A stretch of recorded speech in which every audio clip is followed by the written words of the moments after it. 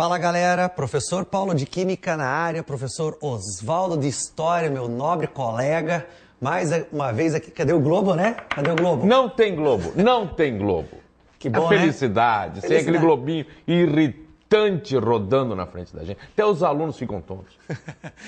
Então vamos lá, vamos trazer mais algumas questões aí, agora abordando mais novamente, como a gente sempre está citando. O caderninho, acho que de vocês, se você for olhar a cada aula e anotar aquilo que é importante, você já deve ter visto que as coisas estão se repetindo, certo? Questões ambientais, questões certas na prova de outubro, né, de 2015, aí que vocês vão fazer a prova de Ciência e Natureza, envolvendo as ciências da Química, da Física e da Biologia, beleza? Então eu trouxe algumas questões aqui para vocês, vamos falar sobre efeito estufa, novamente, adivinha? É uma questão um pouquinho mais puramente química e a outra mais ainda puramente química. Aí eu quero ver o Osvaldo, né, tentar lembrar das suas aulas de Química do seu ensino médio. O que você acha? Se eu lembrar delas, bicho, aí que não vai sair nada. Vamos lá então? O que nós vamos abordar hoje nesta aula? Né? A parte sobre efeito estufa, novidade, né? Até a gente fez uma pontezinha na aula do professor Osvaldo.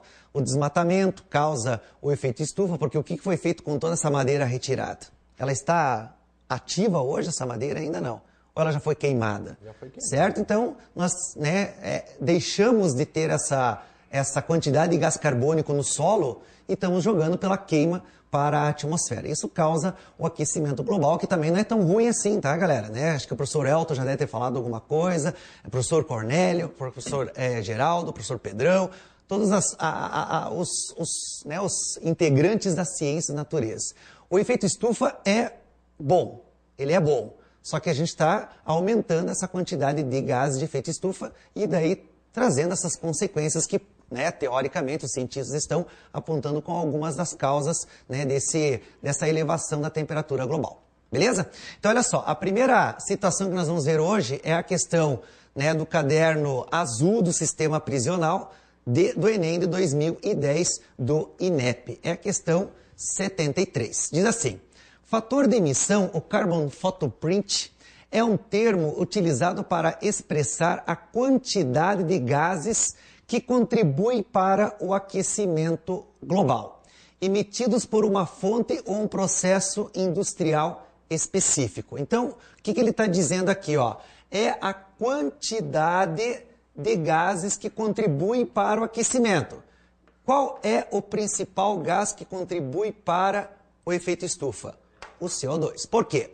Porque o CO2 está junto no desmatamento, na queima, vamos dizer assim, da biomassa. Lógico, a queima da biomassa não é um processo tão emissor de gás de efeito estufa, mas porque você teve a fotossíntese já teve a plantação, então ela já absorveu CO2 no seu crescimento e agora a gente está queimando e ela vai ser novamente, se for replantada, né, você vai ter novamente o ciclo ocorrendo. Mas o grande problema é o petróleo. E Paulo, se me permite, Veja, e é interessante a gente ver, né, o país que mais polui, né, que é considerado, acho que o que mais polui, que é justamente os Estados Unidos.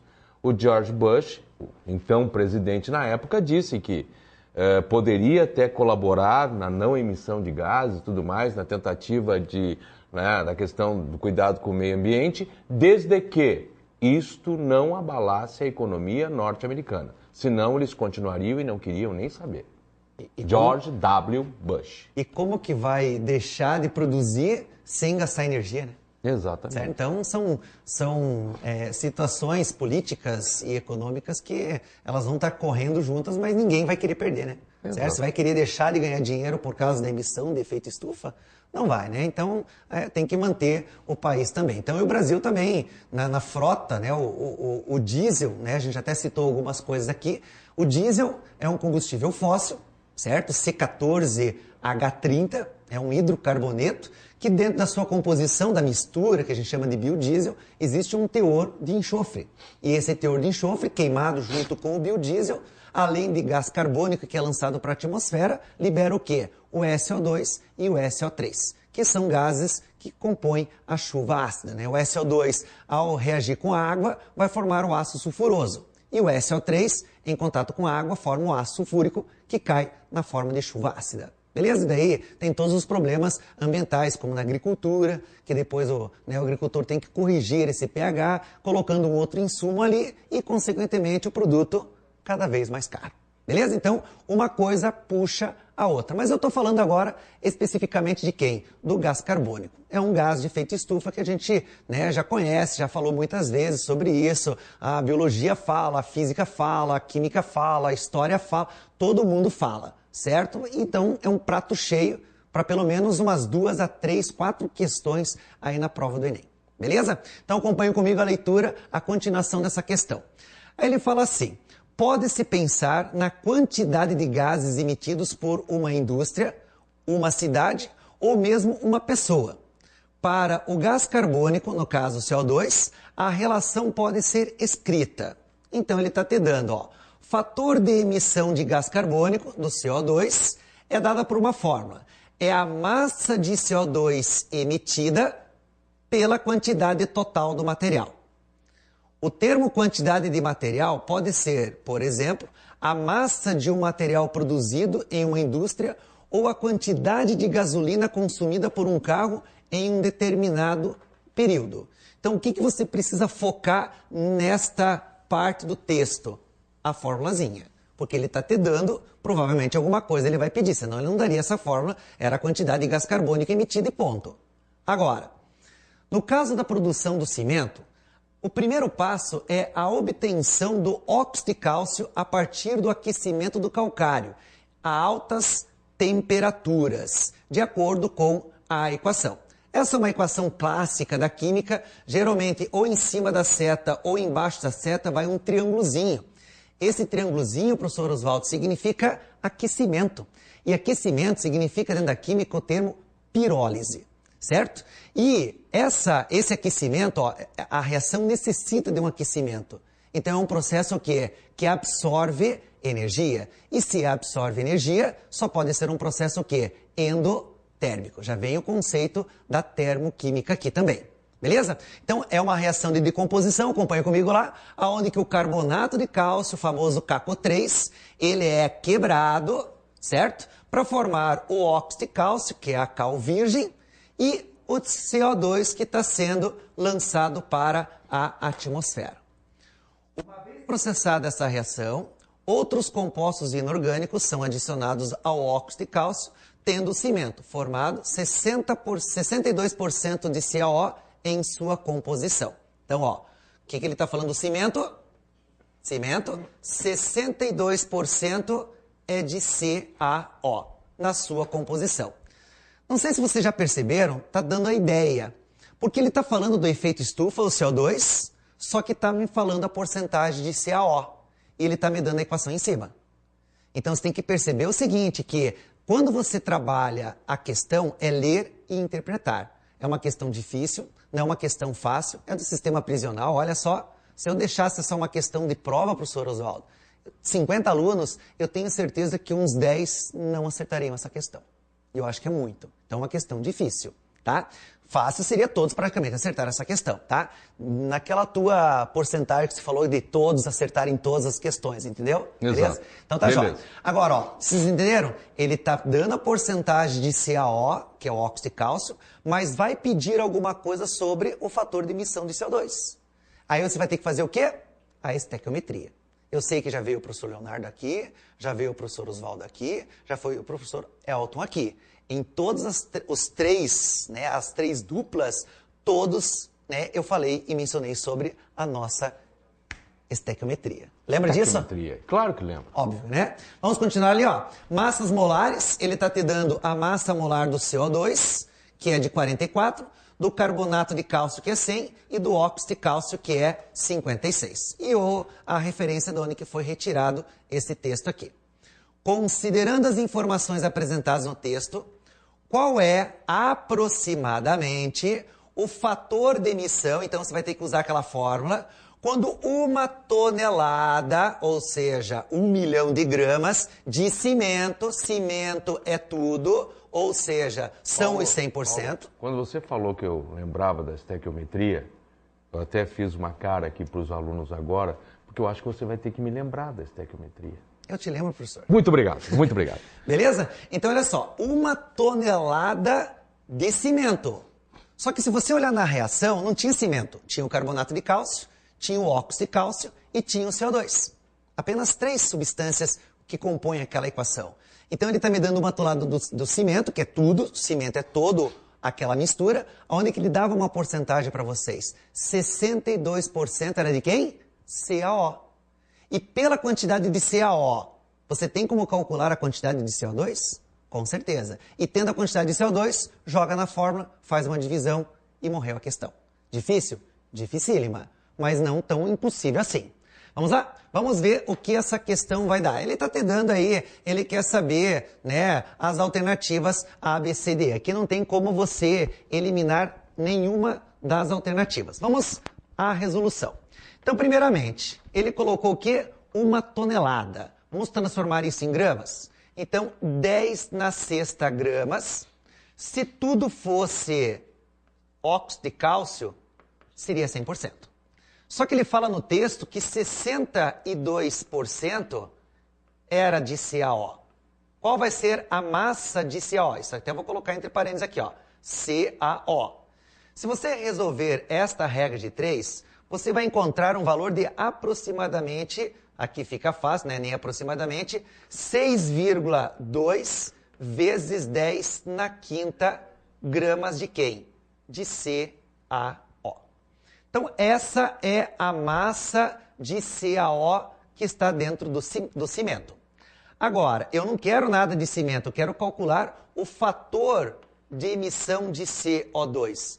E para calcular esse fator de emissão de CO2, você tinha o quê? A fórmula que era o quê? Uma divisão.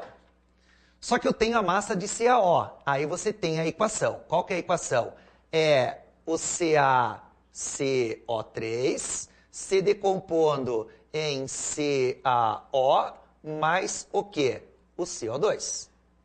Eu tenho a massa de CaO e quero a massa de CO2. Primeira pergunta, está devidamente balanceada? Sim, está. Qual é a minha proporção estequiométrica? É de 1 mol para 1 mol.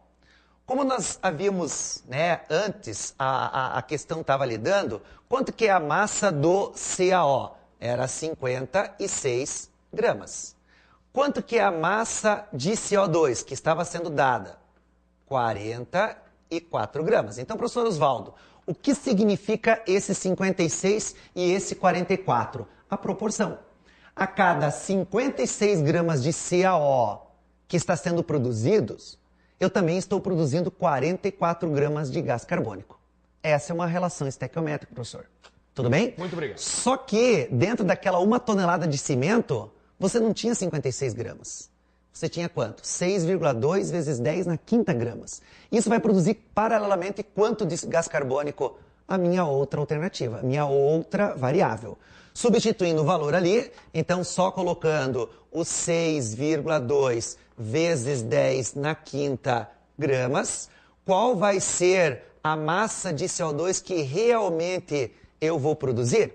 Se você calcular esse valor, você vai encontrar aproximadamente 4,9 vezes 10 na quinta gramas. Certo? De quem? Agora, de CO2. Então, essa é a quantidade. Deixa eu apagar esse 10 na quinta, que ficou bem feiozinho, né, professor? Certo? Vezes 10 na quinta. Aí ficou melhor. Ou seja, 0,49 toneladas de gás carbônico que eu estou produzindo. Agora eu preciso calcular o quê? O fator de emissão. O que é o fator de emissão? É a divisão. É o quanto de CO2, 4,9 vezes 10 na quinta, dividido pelo valor do material, que foi de quanto? 1 tonelada. E 1 tonelada é quanto? 10 na sexta, o quê? Gramas, que tudo está em gramas. E se você aplicar essa divisão, agora fica fácil, a nossa divisão vai permanecer o mesmo número, 4,9, 10 na quinta dividido por 10 na sexta, fica 10 na menos 1. Então a resposta vai ficar 4,9 vezes 10 na menos 1, o nosso fator de emissão para esta produção de cimento. Então, uma questão que envolve a interpretação de uma forma de emissão, envolve a estequiometria e a porcentagem. É uma questão, assim, difícil, certo? E para onde? Sistema prisional. É o que eu ia dizer agora. Às vezes fica com a crença que para o sistema prisional irão questões mais fáceis e tal. Não, eles fazem o balanceamento das questões. Sim. Então não tem por que acreditar numa coisa dessa. Beleza? Tranquilo? Então uma questão, assim, não é difícil como aquelas questões de estequiometria que estamos acostumados num sistema de um vestibular, por exemplo, né? Uma questão que você faz uma regra de 3 rápida ali, entre uma massa e outra massa e faz o fator de conversão, que nesse caso ele deu a própria forma. Então, se você acompanhar, a resposta correta dessa questão vai ser a letra D de dado, 4,9 vezes 10 na menos 1, o meu fator de emissão de CO2 para essa 1 tonelada de produção de cimento. Tranquilo? Então, uma questão que envolve a nossa estequiometria novamente. A segunda questão é um pouquinho mais tranquila, um pouquinho mais, vamos dizer assim, coerente. Poderia ter aí o professor de biologia, que seria fantástico nessa questão, mas o professor Oswaldo também, eu tenho certeza, vai falar sobre enzima de uma capacidade. Nossa senhora! Vai ser assim, eu vou dar um show sobre enzima. Sério? Não, você vai ficar bobo. Então tá bom. Vamos lá então? Questão vai falar sobre alguma coisa sobre os descartes das baterias, né? Qual que é o problema dessa situação das baterias? Os materiais que são utilizados. Então é importante salientar que quando você constrói uma pilha, uma bateria, né? A diferença de pilha e bateria, muitas vezes o aluno se confunde. Qual que é a diferença entre pilha e bateria? Primeira resposta que o aluno me dá, uma é recarregável, outra não. Mentira. Pilha é um dispositivo. Bateria são várias pilhas ligadas em série. Ok? Então, que nem, por exemplo, a bateria de automóvel. São 6 pilhas de chumbo, né? Que você tem aço sulfúrico, 6 pilhas ligadas em série, onde que cada pilha é 2 volts, onde que vai dar a voltagem de 12 volts. Beleza? Então, pilha é um dispositivo. Bateria são várias pilhas ligadas em série. Agora, qual que é o grande? Eu falei em chumbo. Chumbo o que que é? É um metal pesado, certo? Bateria de níquel-cádmio são metais pesados e cada um tem a sua particularidade e a sua ação, por exemplo, num organismo. Então, muitas vezes até, sei lá, eu penso na minha concepção, há 10 anos atrás, falava-se, professor Oswaldo, em reciclagem de bateria. Nossa, o que você fazia com a sua pilha? Você jogava no lixo, ia direto para o aterro sanitário ou para o lixão, e lá ela ficava anos e anos ali. Que hoje ali. é um dos grandes problemas das cidades, principalmente no Brasil, é a questão do aterro sanitário, dos lixões e tal. Grandes problemas em praticamente todas as cidades brasileiras, né? E já foi várias vezes comentado aqui esse problema aí sobre o lixão, tá? Então, a pilha, a bateria vai ficar lá jogada ao tempo, ela vai oxidar, tem a parte metálica, ela vai vazar todo o conteúdo, porque vai corroer, aí ela vai furar, ela vai vazar, e todo esse conteúdo vai entrar em contato com o quê? Com o solo. Aí o manuseio vai para lá, vai para cá e acaba caindo aonde? Num rio, e esse rio pode ir para um abastecimento, por exemplo, e chegar até nossas casas. Então, um problema muito grande aí, um problema ambiental. Por isso, o descarte das baterias, das pilhas. Até esse tempo atrás, meu filhinho tem as máscaras dos Vingadores e elas vão baterias. O que eu fiz? Né? Minha filha de 9 anos falou, pai, deixa que eu levo para a escola. Porque na escola tem o depositador descarte, lá, né? Para você colocar as baterias lá, certo? Eu troquei a bateria do notebook dela, ela, pai, vou levar também. Então, todas as baterias lá em casa, onde que elas vão? Vão para a escola e lá provavelmente eles vão dar o destino correto, né, para o sistema de reciclagem. Então, olha, 9 anos já com essa coerência hoje. Certo? Então, cada vez que a gente vai discutindo, vai atribuindo esses fatores, né, novos... menininhas vão surgindo aí nas questões ambientais também. Beleza? E essa é a parte fundamental da escola, né? É desenvolver esse tipo de consciência que muitas vezes não é desenvolvido em casa. Mas a escola vai fazer justamente esse papel. Reciclagem de materiais em casa, plástico, vidro, né, papelão, tem todo um sistema de descarte. Então, isso na escola eles já estão aprendendo, né? Isso vai passando daí, né, para geração em geração e antigamente uma latinha de alumínio ela jogada e... Mas ficou curiosidade aqui.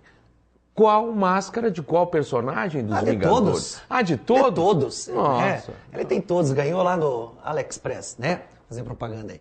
Então tá aqui as baterias, tá? Daí tem um sitezinho para vocês olharem alguns tipos de baterias aí, né? Sem ter o merchan aí. Joia? Agora a questão 77 do Caderno Azul, também do Sistema Prisional do INEP, que diz o seguinte: o cádmio, acabei de falar dele, presente nas baterias, pode chegar ao solo quando esses materiais são descartados de maneira irregular no meio ambiente ou quando são incinerados. Diferentemente da forma metálica, os íons CD+2, então ele está me falando, ó, os íons CD+2, porque na forma metálica apenas é CD, certo? Na forma o quê? Sólida.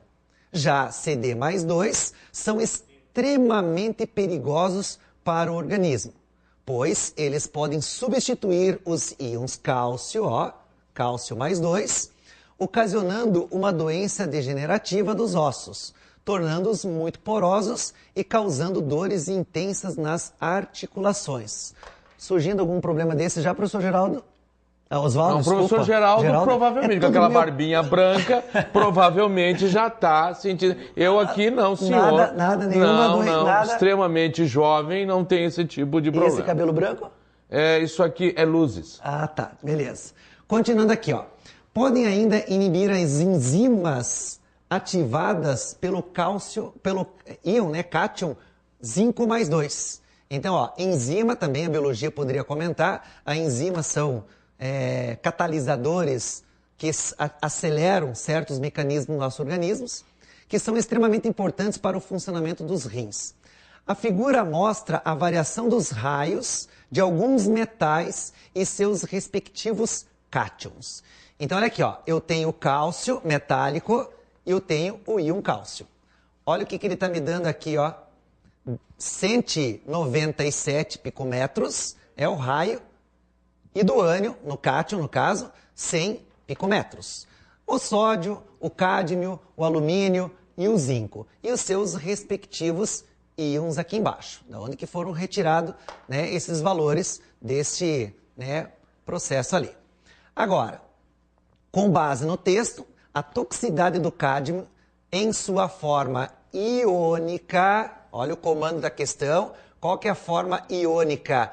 O CD+2, CD2+, é consequência de esse elemento, letra A, apresentar baixa energia de ionização.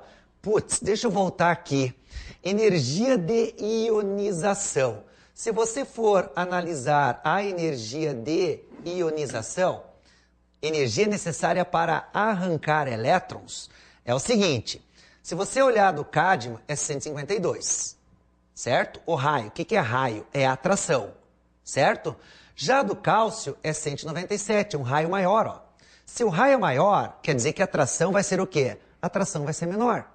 Então, entre o cálcio, que é um dos íons que estava sendo citado no texto, né? Cálcio mais 2 dos ossos, zinco mais 2, né? A enzima, né? Que inibe a enzima, ou que trabalha com a enzima no organismo, é também um outro íon. Então, energia de ionização é a energia necessária para arrancar elétrons, certo? Vou fazer aqui um jogralzinho, nada contra o professor Oswaldo, nem a favor, neutro, certo? Ó, se eu tivesse grande atração por ele, certo? Eu queria ficar aqui pertinho de você, certo? Ah, meu o nosso cameraman ali ficaria com ciúmes e teria o quê? Uma grande energia para poder separar da gente. Concorda comigo? Tá, agora, se eu não tenho concordei. nenhuma afinidade, eu estou bem longe de você. Bem certo? longe. O cameraman pode chegar ali e ficar com você. Eu não tenho nada a ver com isso. Só que é mais fácil de separar quando você está distante um do outro. Entendeu a lógica? Eu só quero salientar, tu viu o tamanho desse câmera? Ah, esse é o problema teu. Eu falei com você, não comigo. Tá bom. Entendeu? Tá. Então o que acontece? Quanto mais longe o elétron estiver do núcleo, menor a atração. Olha o sorrisinho dele. Olha o sorrisinho do câmera. Olha o sorriso do câmera. Pena que não dá pra filmar, né? Olha o sorriso do câmera. Olha ali, cara. Olha o sorriso do câmera. Tá? Sensacional. Tu me diz um negócio desse pra um bandido desse. Pelo amor de Deus, rapaz. Então, brincadeira. Deixa eu completar aqui. Tô tranquilo, tô quieto. Tô quieto? Quanto maior é o raio, significa o quê? Menor atração. E quanto menor a atração, mais fácil de você arrancar o elétron. Agora acompanhe na tela ali, ó. Olha o raio do cálcio, é o maior. Do zinco é menor, mas tudo bem. Mas entre o cálcio e os íons que está sendo citado no texto, o cálcio tem um raio grande. E se o raio é grande, significa que menor será a energia de ionização.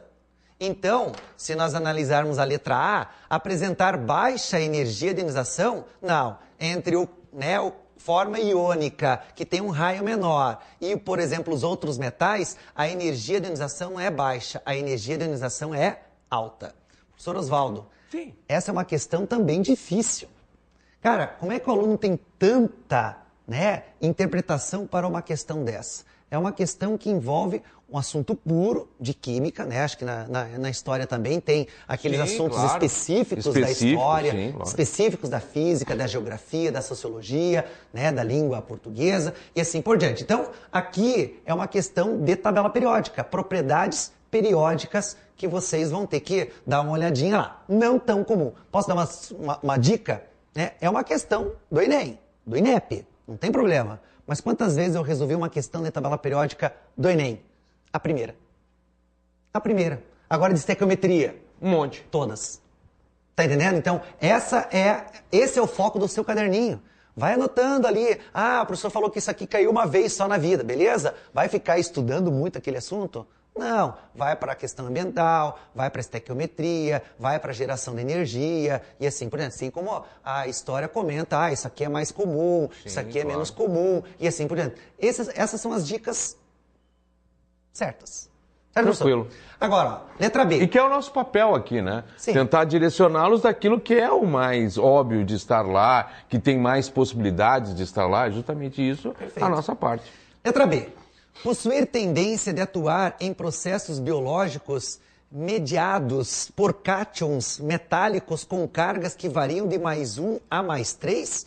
Em algum momento falou nessas cargas de +1 e +3? Nada a ver. Foco no texto. Letra C. Possuir raio e carga relativamente próximos aos de íons metálicos que atuam nos processos biológicos, causando interferência nesses processos? Vamos voltar lá, ó. Deixa eu apagar isso aqui.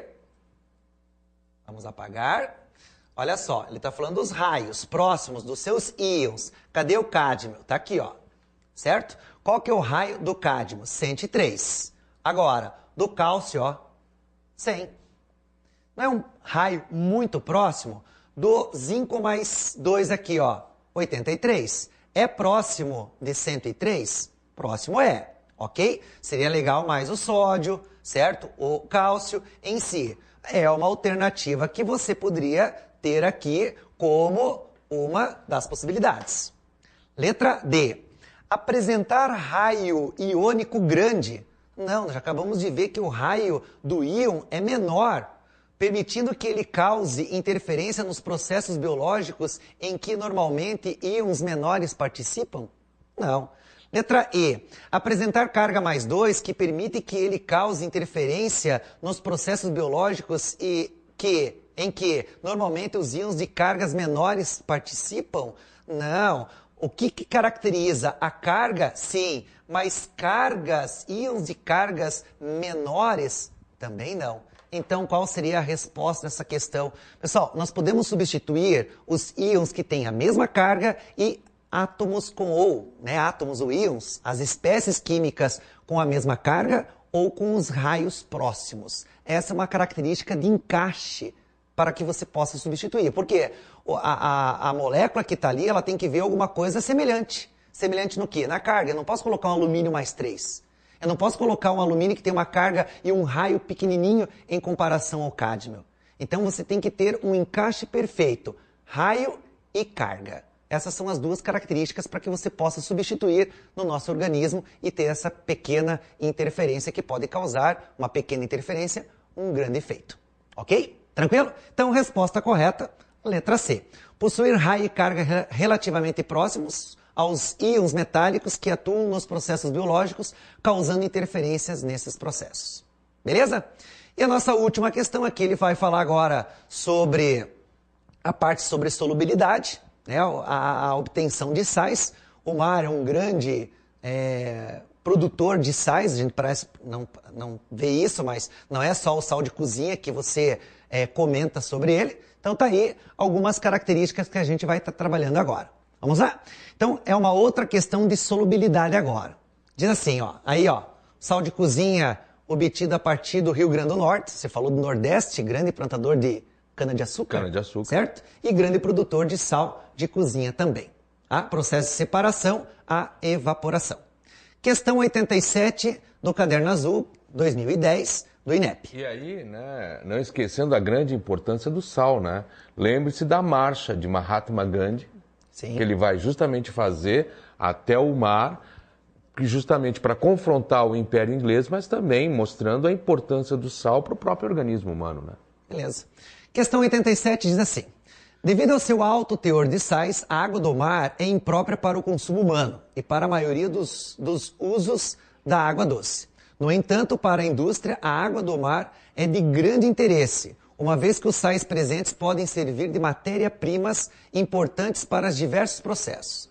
Nesse contexto, devido à sua simplicidade e seu baixo potencial de impacto ambiental, o método de precipitação fracionada tem sido utilizado para a obtenção de sais presentes na água do mar. Precipitação fracionada significa tornar a substância na fase sólida. Ou seja, a água do mar tem os sais dissolvidos, você vai fazer uma evaporação e pela solubilidade, aquele que tiver uma solubilidade menor, precipita antes. Tranquilo? Continuando lá agora, ó. A solubilidade em água de alguns compostos presentes na água do mar a 25 graus Celsius. Então, brometo de sódio, carbonato de, as suas fórmulas e a sua solubilidade, ó. 1,20 vezes 10 na terceira, grama por quilograma de água do mar e assim por diante. O que eu posso demonstrar aqui para vocês? Que quanto maior for a solubilidade, significa o quê? Mais difícil dele precipitar. E quanto menor for a solubilidade, mais facilmente ele precipitará, ou seja, ele ficará na forma sólida. Então, olhando aqui, qual desses números é o maior? Se nós olharmos aqui, o maior vai ser quem? O brometo de sódio, certo? Quem mais? Carbonato de cálcio e assim vai. Cada um tem as suas devidas solubilidades, as suas seguintes fórmulas.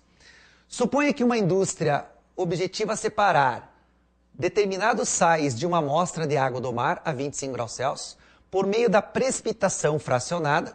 Se essa amostra contiver somente sais destacados na tabela, a seguinte ordem de precipitação verificada em qual alternativa?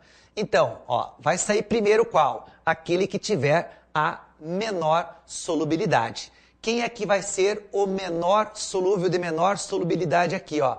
Se você olhar, vai ser o 1,30 vezes 10 na menos 2 é o de menor. Quem que é? É o carbonato. E o de maior solubilidade vai ser o 10 na terceira, que é o brometo de sódio. Então tem que começar com o carbonato e terminar com brometo.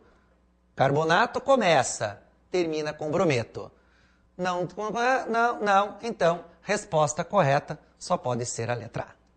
Tranquilo? Então, uma questão que envolve só uma interpretação de solubilidade, aquilo que você deve ter visto aí no seu ensino médio.